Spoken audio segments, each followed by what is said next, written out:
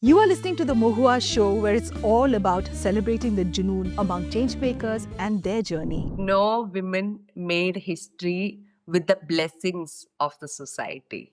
Society is always against women who are outspoken, are rebellious, who are going out there and challenging the societal norms. Your clothes are ugly, your fashion sense is trash, you don't know how to dress. This is like attacking the basic sense, basic aesthetic of a group of people. And it is a social construct. When we think about it, it is a product of our circumstances. And our situations has contributed a lot to people are so strongly against students from marginalized communities, professors, classmates. So it creates a very hostile environment for the ICST student to actually survive in that campus. And there is economic crisis. They are against caste census, they are against reservation, they are upholding this mythical merit. So everything is a very desperate attempt to cover their own unfair share. Today, we speak with Aleena, a young award winning bilingual poet from Kerala, reflecting on caste, literature, and her experiences of writing poetry as a Dalit Christian. From growing up in rural Kerala to reading Ambedkar on Instagram, Aleena is not just resisting, she's rewriting the script. And I can't begin to tell you how honored I am today to have Aleena here with me. Welcome, Aleena, in today's podcast. Thank you so much. You grew up in a remote village in Kerala. Can you take us back to that space? What were the unspoken rules and the invisible boundaries that you could feel in your growing up years, even if no one said that out loud to you? Actually, this village I come from lies in between two districts in Kerala. So we are neither there nor here, that kind of situation. And there is a river, a huge river flowing through our village, and the other side of that village is forest. So this is we have these hills, forests, plantations, that kind of a hilly area it is, and it is quite populated. It's quite populated. It's not like a very far removed village. It is removed from a lot of systems like government policies. We are usually ignored the development scene in our village, like roads, public taps. All these things are a little bit lagging in terms of development. But other than that, we are quite a lot of people there. And life there is we don't have a lot of buses for public transport, but we have like autos, jeeps. Jeep is like a 4x4 jeep is like a major way of transport. So we used to go to school in that, and that was my life there. And the rules, I think it's mostly equal to whichever place in India. Like girls should not step out in the night. So you shouldn't shower in the evening. Like, I don't know. So, and we have a lot of ghost stories surrounding the river. Like, you are not supposed to bath in the evening or something, like when it's about to be night. So, or otherwise the ghost will drown you. So that kind of stories and logic is there. So yeah, this was my life back in the village. So, Leena, you're not alone there. Me too. I was told that you shouldn't let your hair down in the evening post dusk because in Bengali they call Shakchunni, is there's a female ghost that she's going to come in and, just enter your body. And as a young girl, you believe all these ridiculous stories, that they tell you. But, deep down, I still have those stories in my subconscious level. And you have to really, it's an act of rebellion when you say that, no, I am not going to believe that and I'm going to let my hair down. So, Alina, what was the triggering point in your life that forced you to start, let's just say, your activism journey? Actually, we are taught to ignore the problems in the society. Like, especially women are taught to not be an inconvenience. That's exactly why even when someone is assaulting us, very obviously assaulting us, we are supposed to keep the peace. Even in the bus, in the public place, we are not supposed to raise our voice and say that this person is assaulting. assaulting me. So this was exactly happening to me. Like everybody is kind of ignoring all the problems in the world, let it be gender issues, caste issues. Especially regarding caste, we are taught that caste is a thing of the past. It's not like something which is ongoing. We are taught to just ignore it and study harder, uh, and crack exams. So that was we were taught. But at the bottom of our hearts, we know that these things exist. These things are actively at play against us, against our future. But when I joined college, there were like a lot of incidents which I couldn't quite shake off. Like I couldn't look away from it. How the teachers are behaving, how other students are behaving, how the general political climate of the campus is behaving towards a certain group of students. So all these things I couldn't quite ignore. So I started reading, I started listening to other people. So that's how it all started when I was doing my master's in university. Yeah, that was the trigger point. So the title Ezuthani is a powerful symbol. Why did you choose that as the name of your collection of work? Silk Road. Silk Road. Actually, I was when I was writing that poem, this is the name of a poem in my collection. So when I was writing that poem, I was giving social science tuition to high school students. I was stuck in a very particular situation. So a lot of historical terms came up, like Silk Road, Bloody uh, Sunday, and a lot of things, and Boston Tea Party, something like that. So I was kind of thinking around like a lot of things happen to our people, and those are not being this becoming this aesthetically pleasing terms for the movement. So everything is either very painful, very traumatic. It's not getting named with cool names. So I was kind of thinking like, what if I connect these? What if I take these terms and apply it to whatever is happening to women in our society? So Bloody Sunday will be the Sunday in which my mother bled through her clothes in church accidentally. Like so a lot of connections I made in that way. So that's how I named, that's how Silk Route came into Kerala history. So, Elena, who are you writing for and who are you writing against? I would love to hear that from you. Actually, I would say every artist from the marginalized community, they want to write for their people. Like I want young Dalit girls to read my poetry and feel heard and seen, because as Dalit women or as women, we are forced to identify with people who are not us. We have only male superhero movies. We are kind of forced to identify with Akshay Kumar or Shah Rukh Khan.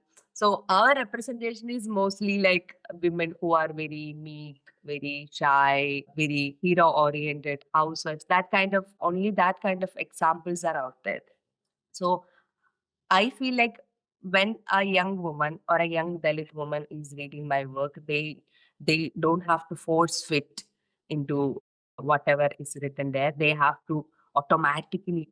I wish they automatically connected to what I'm writing. So those young women are my audience. I'm writing for them.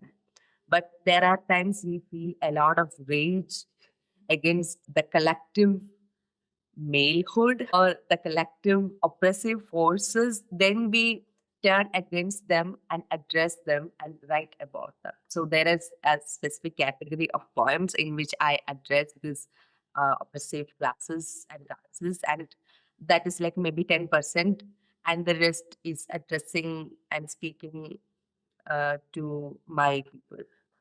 So, Elena, which poem in the book was the hardest to write, or it still makes you very uneasy? Hardest to write was actually Silk Route only, because it narrates a traumatic experience my grandma went through. So when we look at it right now, maybe we think that it's not that traumatic, but for her, it was very hard. So she used to tell me this story that when she was a young girl, she was a young married woman, she didn't have any sari. And she wanted to attend this wedding. And and a friend offered to lend one of her saris, and she was very happy, and she went to that wedding wearing that sari, and on the way back, the middle of the road, this friend asked for her sari back, and my grandma had to strip her sari and give it back, and she just went back wearing this petticoat and blouse. And she narrated that story not as a victim or anything. She was just, look at my wardrobe now. I have like a plenty of saris now, because she got like 13 grandchildren, and everybody will gift her sari for every Onam and Christmas. So she got a quite lot of saris now. She narrated that story, but I could feel, even if she is like, glozing it over, there is a lot of pain in that story. So when I asked her to make this, for the permission to make this a poem, she agreed, but it was a lot of responsibility to do justice to that story, how to not present her as a victim or anything, to give her some sort of agency. So it was a bit hard for me to write that poem. There are so many layers in that, Aleena. There's betrayal, there's humiliation, there is, it reminds me of the story of Draupadi, whose sari is, pulled away in a court of men. Yes. Yes, so there are so many layers to this, and congratulations for having the courage, Alina, to write about this, which is so close to your heart. How did you find your poetic voice, and was it shaped more by other poets or really by the silence that no one else wrote about? Was it the silence in you, Alina? Actually, what inspired me most is the conversation which happened in our kitchens with my mother and my grandmother. So, most of my poems are in conversation forms, like two people are talking to each other, and I will provide one or lines for context in between. So, mostly this is like conversations between two people. And I didn't know that this is a new thing, that people usually don't write poetry in conversation forms, because I thought this is something people explored. And only after people pointed it out that, oh, Alira is writing in conversation form, which is quite new. Then only I noticed that, oh, this is something new. So my inspiration, my voice is actually from the conversations I heard around me. So that's how I find it. So, Alina, do you ever feel the weight of being a representative, voice for the misrepresented community in our country? Do you feel that huge weight around you? Yeah, there is weight if you want to kind of represent your community. There is weight, but if you want to be yourself and automatically be seen as a representative of that community, that is easy. If you want to perform this representation, then it is gonna be harder to do. You are a representative of that community no matter what, because you come from that community. You share the collective misery of that community. You share the happiness, joy, culture, history, everything you share with the community. So automatically you are a representative of that community. So, but if you want to perform this ideal Dalit woman who is suffering, then that's going to be hard, because if you want to perform it, you cannot be honest with yourselves. If you are trying to mold yourself around the lens in which the community is seen, that is going to be hard, because then we have to like work around stereotypes. So being myself, that's actually very easy, but that requires a lot of vulnerability and a lot of self doubt, and we have to make peace with certain parts of ourselves, like this is Absolutely. okay, and we have to overcome this feeling of cringe, that if what I'm doing is cringy, people find it cringy. Actually that is my biggest challenge, because I was so obsessed with seeing as this perfect girl, because that's how I was raised. Like we were all taught to be perfect out there. So embarrassing myself out in public was my biggest fear. It automatically went away. Like it was very nice to be free of this notions of modesty or perfection. So yeah, it involves some kind of challenges, but it gets easier on the go. That's what I feel. I agree with you, Elena, because you've spoken to my heart. I've also been raised to be this perfect girl, say the right things, never ever say anything that's out of line. And often when I put my vulnerability outside, especially, I'm talking about my recent book that I wrote letters to my father, which the name of the book is called Thorns in My Quilt. And I, of course, challenged the family dynamics in that book. And many people were very triggered and they said, oh my God, she must be totally crazy to write all this. All of us have gone through difficult relationships with our fathers. We don't put that out there. And for 2 minutes, you start thinking, why is it that you're really, talking about all of this? Of course, he was a great dad in many, many ways, and yet he was also a very, very controlling man in many, many ways. And then when you say that you do worry about how is it that people perceive you, because that whole cringe factor is there. But over time, I too have started to embrace myself, not fully, but I'm getting there, Lena. So we are both, sisters in the same path, Right? And I Yes, completely yes. love your content, Alina, because I found you on Instagram, and I can sense and feel the angst, the power, the passion, the vulnerability in the way you speak, and so it has really grown, but there's also hate on your Instagram account. So how do you think your voice triggers such discomfort online? And I want you to answer this because I've had a lot of hate also, for writing the things that I have written. So how do you deal with that, Elena? I think I deal with that because I know that no women made history with the blessings of the society. Society is always against women who are outspoken, are rebellious, who are going out there and challenging the societal norms, let it be gender, caste, class. Society didn't shower them with flowers. So obviously, we are going to get hate, and I think that hate is better than being embraced by them. Imagine you being a trad wife and doing all this content to appease the male gaze, and people are obviously going to Never, love you. Do you want that kind of love? I don't. nor do I. So I'll be honest with myself, and I'll be subjected to hate rather than being accepted by this society and its violence. So yeah, I would prefer that. Me too. So we're both on the same page there. But there's an amazing calmness in how you deliver intense text like Ambedkar's, Is that a part of your online strategy? Forgive me for asking, or just who you are? Because it's amazing the way you do it.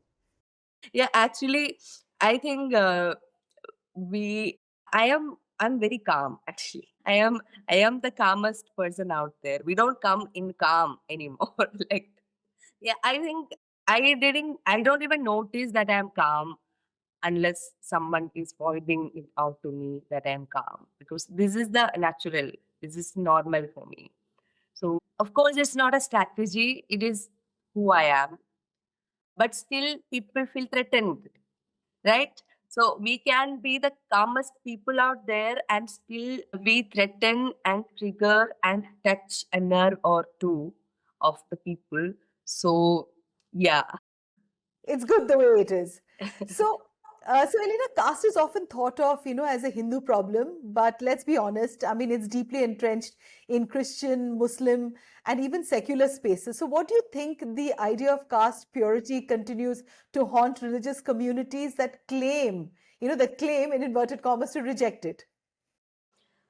That's the pervasive nature of caste. Like, it started as a Hindu, even Hindu, the identity of Hindu is a very questionable thing. Like, we know that we used to be a group of a lot of people, like different faiths, different cultural systems, gods, deities. So all these things later became a part of this umbrella Hindu identity. And caste system was something which is rooted in this land, like, and people challenged these systems and adopted various faiths other than Hinduism. Some people converted into Christianity, some people became Muslims, some people became Buddhists, some even became atheists, only to face the same problems in their respective belief systems.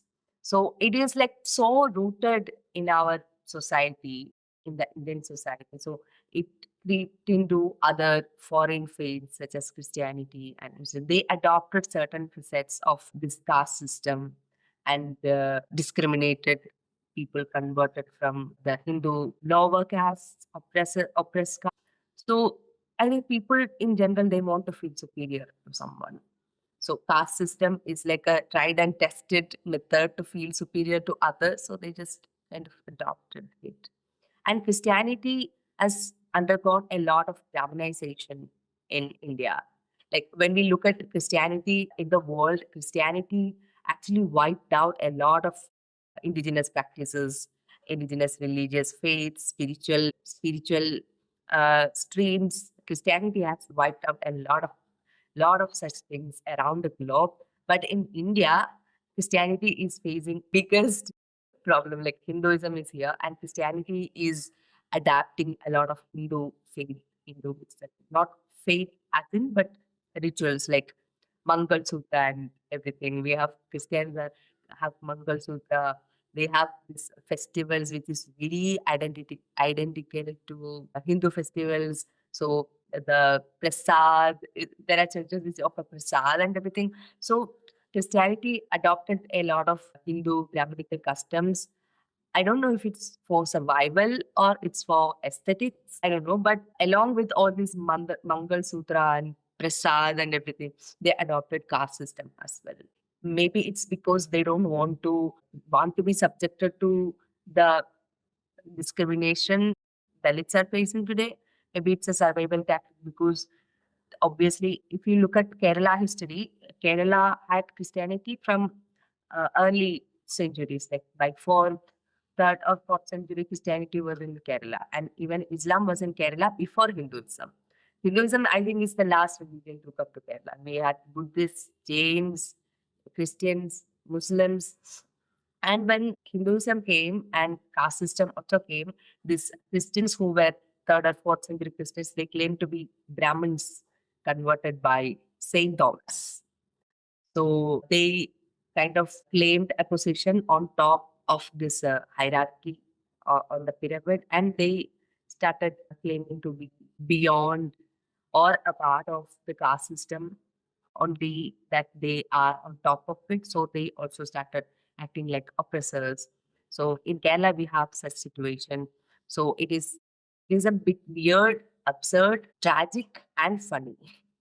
You mentioned the idea of purity that some Christian groups believe in. So, can you explain what caste or racial purity means? Why do some people still believe in it so strongly? I mean, I've seen it also in my home. I remember going into Kolkata once, and this lady did not know that I was an upper caste Brahmin.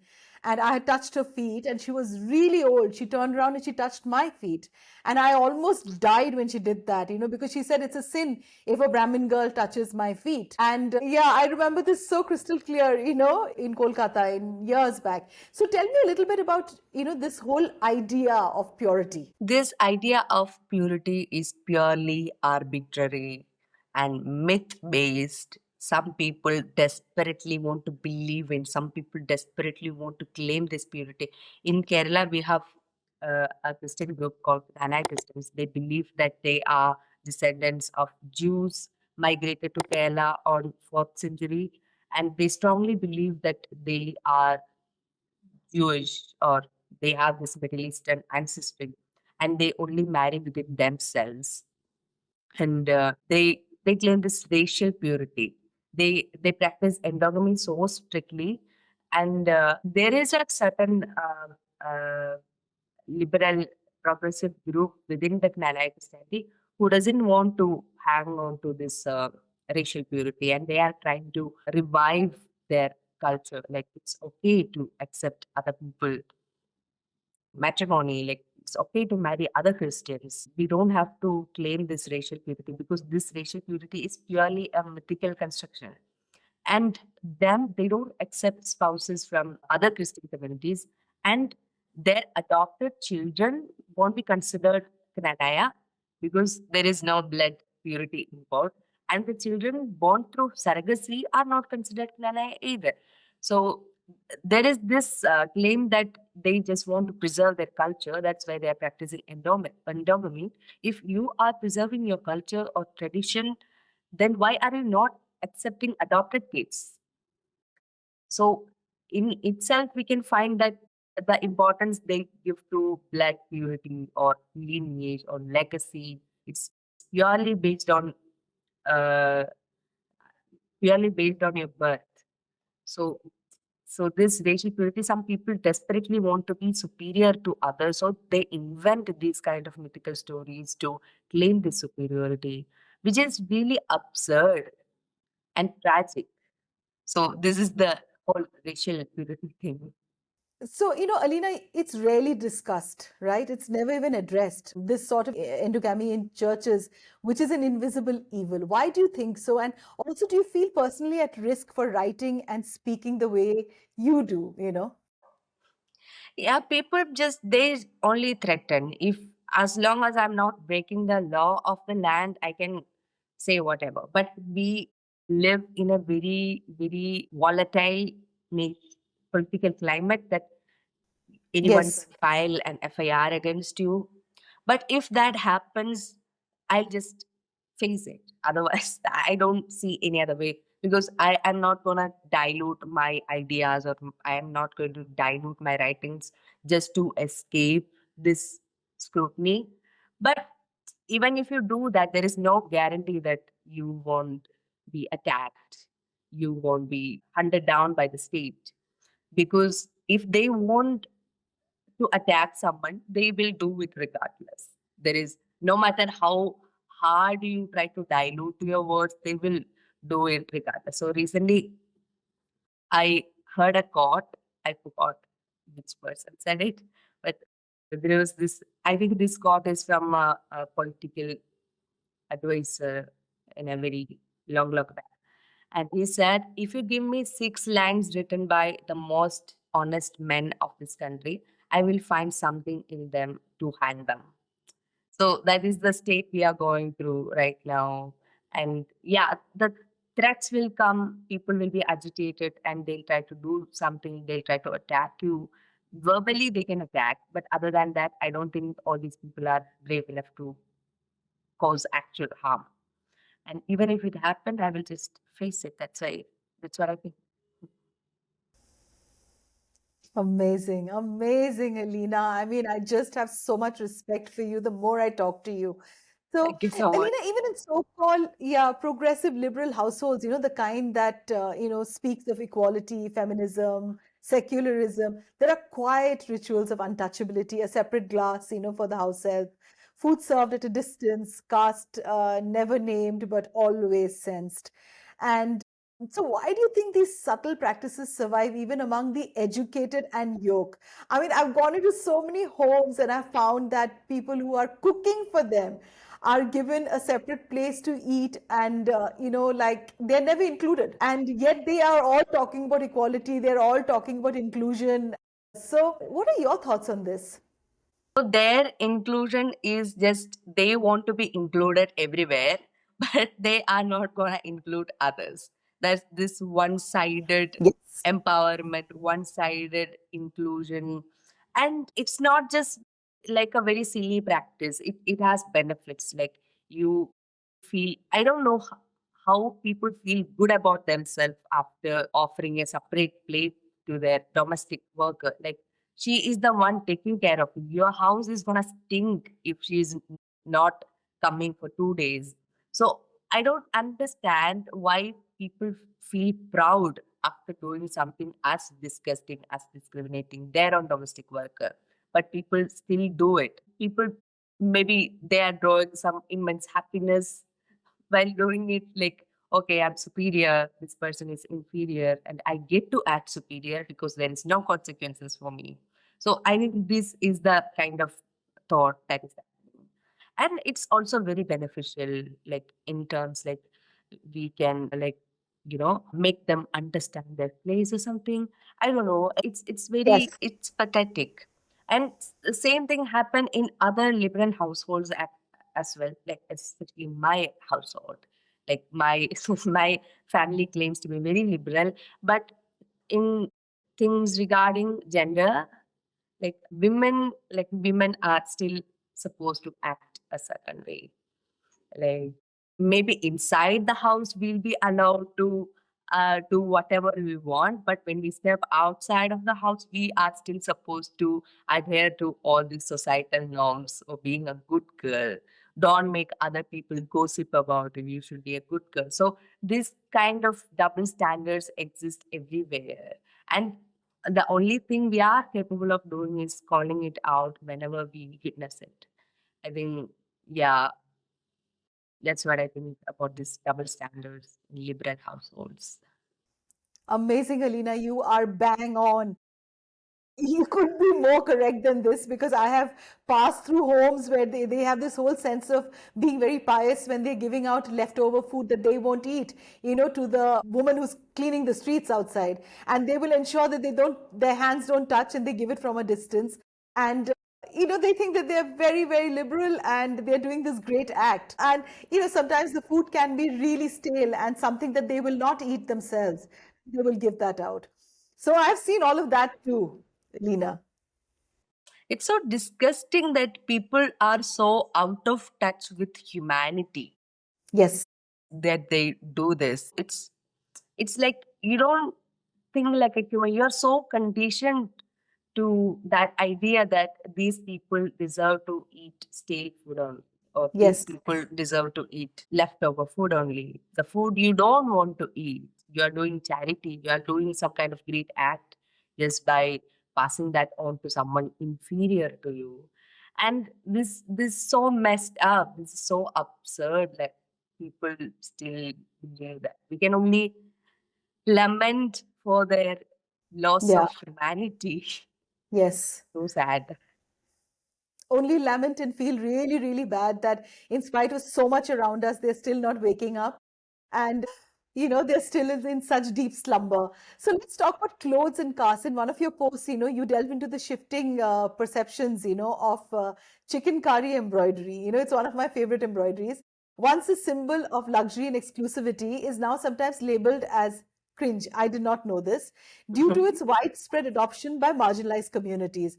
What do you have to say about this? Is it really true? Because I wear chicken curry, like, even, I mean, I love chicken curry. It's one of my most favorite form of embroidery. I did not know this. Tell me a little bit more about this, Elena.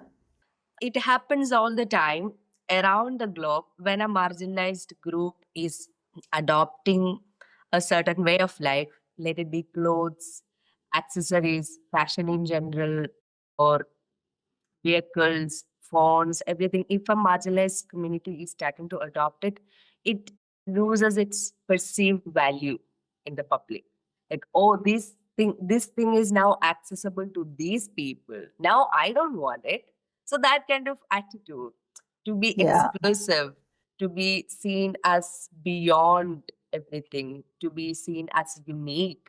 So people in India, it happens with caste or class, like people who come from certain caste and economical background. When one thing gets popular among them, people in general kind of distance themselves from those things. For example, iPhone used to be like a very good symbol of status, that people who owned iPhones were automatically rich and affluent.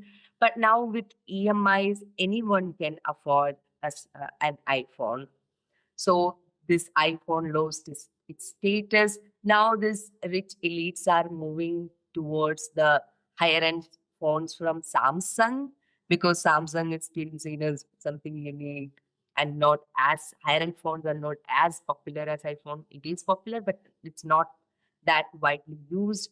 So this thing happened, and the opposite also happened, because when an affluent community is adopting something from a marginalized community, it is seen as prestigious, and it happens with food all the time. So Hmm. there is this rice soup called kanni from where I am in Kerala. There is kanni. Kanni used to be the food of poor people. It's rice and rice water and chili and everything, like little bit of small things. And now To kanni became, interrupt, Alina, it's the most nutritious food ever. It's the most nutritious thing for your stomach. and then kanni became a part of nostalgia of a middle class nostalgia. The kanni, and it became a part of hotel cuisines and Yeah, restaurants. People went to, like, very large, huge, famous restaurants just to eat kanni. I know. And this is hilarious, Alina. Yeah, yeah, yeah. And I've heard that a certain seafood like lobster and everything used to be the food of poor people, people who couldn't afford fish, or that group of people. And now lobster is like a big delicacy or extravaganza seafood. Yeah, but it used to be a marginalized food, not marginalized food eaten generally by marginalized people, working class people. So this happens all the time. Uh, a very prestigious thing lose its value, and a thing perceived to have no value suddenly gain value when it is adopted by the ruling class.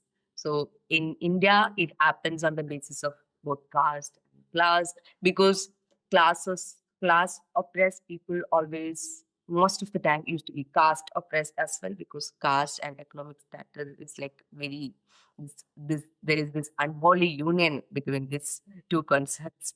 So it happens in terms of clothes, especially chicken curry, and a lot of things. Fashion in general. Fashion is like a very basic form of self expression. Like, how do I wear? That's like a very rudimentary form of self expression. Poetry and everything comes later, like how we adorn ourselves. So these Yeah. people, they want to attack the aesthetic sense of a group of people from the root. So that's how it happens. Your clothes are ugly, your fashion sense is trash, you don't know how to dress. This is like attacking the basic sense, basic aesthetic of a group of people. And yeah, so I think we should talk about it, because it's an important part of identity, and we cannot let this kind of bullying slide as if it's a very innocent thing. So yeah. So, Alina, what's your take on the classic debate? And I know I'm really like, putting my hand into a pit of snakes, reservation versus merit. And there's been so many debates on all of this. And I know once this part of the conversation goes up, there'll be a lot of hate that I will receive. But I would really like to know your take on this. So you are so sure that this is gonna be a controversy, then I should look pretty in that video. Let me adjust my hair and all. Okay. So this question of merit versus reservation is a very old question, and people have been addressing it again and again. Like, I know people who are doing PhDs in very prestigious universities, college professors, authors, academicians, intelligentsia people, they are the ones addressing the questions, and they have been addressed with multiple times. But Rajesh from Mumbai is against reservation. So that's how it happens. Like, a large group of people is totally against uh, this government policy backed by data, statistics, and everything. They are saying they are against reservation just because they don't like it. So that's the thing. So this merit, we all know that merit is a social construct. And I think it's Suraj Yangde who said that merit is an outcome. So when we think about it, it is a product of our circumstances. And our situations has contributed a lot to develop this merit. And so we can only look at merit from the lens of a socio political thing. We can only look at merit in a very socio-political way. That why, what is happening to this particular community, and how is their history coming into play? How is the situation of this child? And so a lot of things comes into play. So in India, this caste system denied education to a huge number of its population. And people have been only coming to attend schools and colleges very recently, not even 100 years, I think. And even after being able to join college and attend university, there is still a lot of obstruction to finishing that course. Like, people are so strongly against students from marginalized communities, professors, classmates. So it creates a very hostile environment for the ICST student to actually survive in that campus. And there is economic crisis. The government has provisions for grants, fellowships, and everything, but we know our government, it's very slow. And most of the time, it's not even getting used by the student. Like, it gets used, but there won't be any fellowship when they are in need. It comes much, much later. So these students will be in debt and all these things happen. And on top of that, there is this discrimination, very obvious discrimination they face in the campus. And if we look at the dropout rate of the students, SCST students, they drop out most because they have such a hostile environment. And then these people will claim, oh, these people couldn't compete with other students. They couldn't handle the pressure of this syllabus. That's why they dropped out. They came through reservation. They were not competent enough. So they make another narrative around this dropout rates. So as we understand, merit comes from our own background. Like, we are able to develop skills, let it be language or let it be our math skills. So it comes from uh, a background. It doesn't exist in vacuum. It's a product of our circumstances. So I am very privileged compared to the larger realities of my community. I got to finish my masters. I can speak in English. I can write in English. I can communicate with people. So I am a little more privileged than other women in my community. It happened only because my parents were so understanding, because my parents understood the value of education. And we had a well. I always say this, we had a well in our house.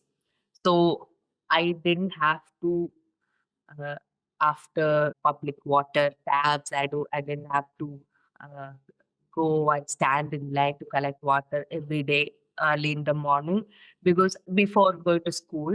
Because of that, I could spend my mornings reading or writing. So it has played a major role. Having a well in our house has played a major role in my education. It looks silly, but the difference is much more that it accumulates over the years. Maybe I was able to watch TV in that morning hours, 2 or 3 hours. I was not waiting in line.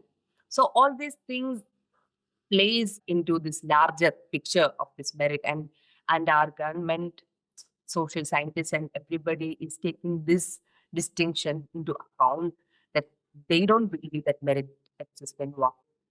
So even when we look at it, reservation is only for the admission. You still have to attend the course, you still have to pass the exams just like everyone else. There is no lower cutoff marks for SC/ST students. They are supposed to finish the course with same credit and with same passing marks as their general category counterparts.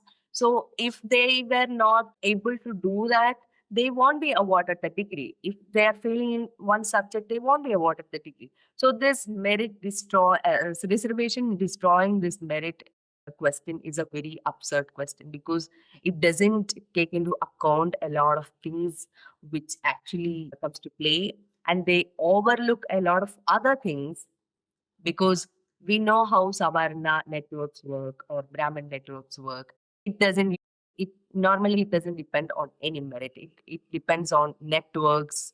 It depends on family relations, getting a job in private sector, going into college, getting educated. So a lot of things work around this kind of networks. I know this person know another person. So if I want my daughter or son to have a job, I can easily ask them. So where is the merit in that?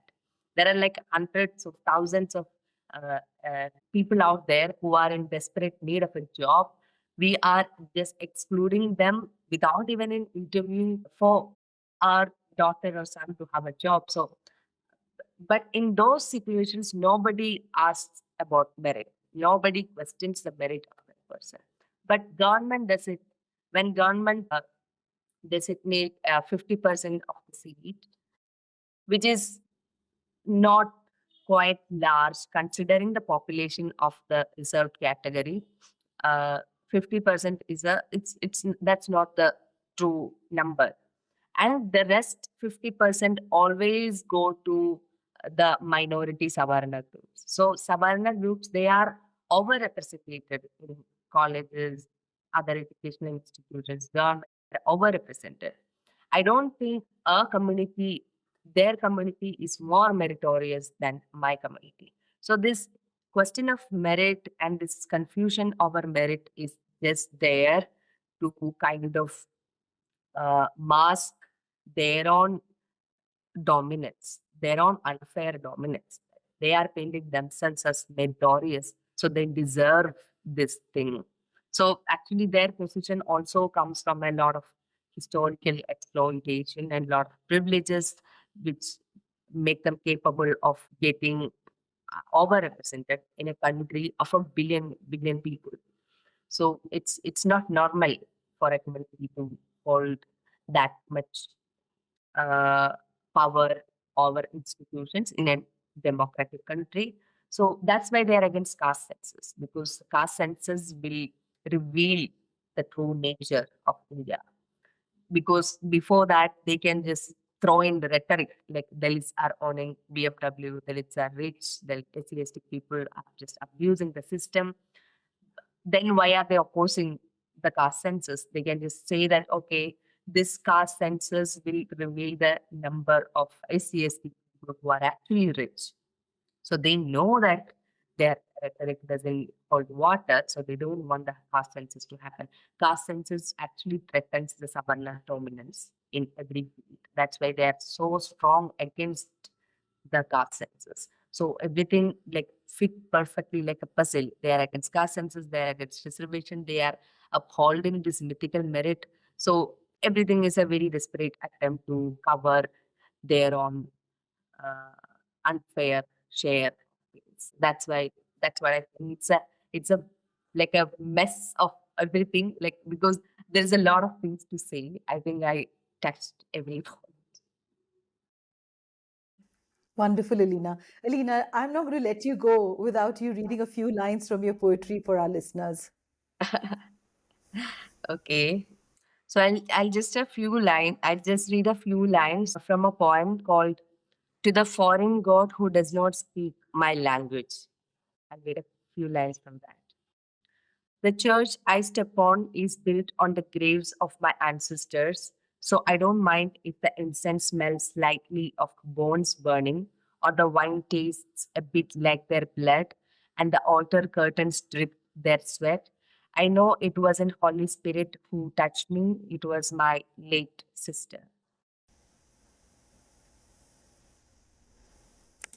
Thank you, Aleena. Thank you, Aleena, for taking all the time today to be here with us. And just for our listeners, Aleena doesn't ask for permission to speak. She demands we listen. In a world built to silence her, she chose to write. In a country trained to look away, she made herself visible. May her words echo in the spaces we are afraid to enter and the truth that we've been taught to forget.